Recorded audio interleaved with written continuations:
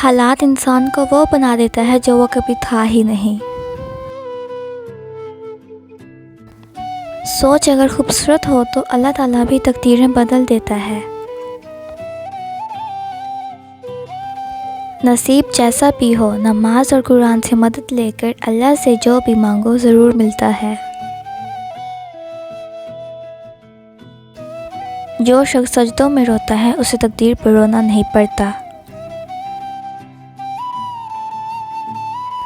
जब यकीन का रिश्ता अल्लाह ताला से जुड़ जाता है तो फिर अल्लाह अपने बंदों को कभी मायूस नहीं करता। मुश्किल बहुत छोटी है और अल्लाह बहुत बड़ा। अल्लाह आजमाइश तो देता है मगर आजमाइश में कभी तन्हा नहीं छोड़ता।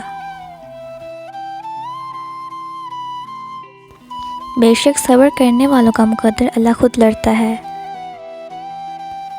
वो तो इंतज़ार करता है कि कब मेरा बंदा थक हार कर मेरे पास आए और मैं उसके दिल को सुकून से भर दूं।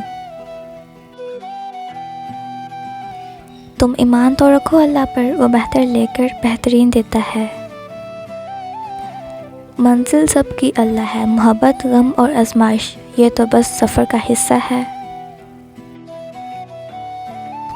रब से इश्क में एक वक्त वो भी आता है, दुआ तो बहुत दूर की बात, इंसान सिर्फ सोचता है और रब नवाज देता है।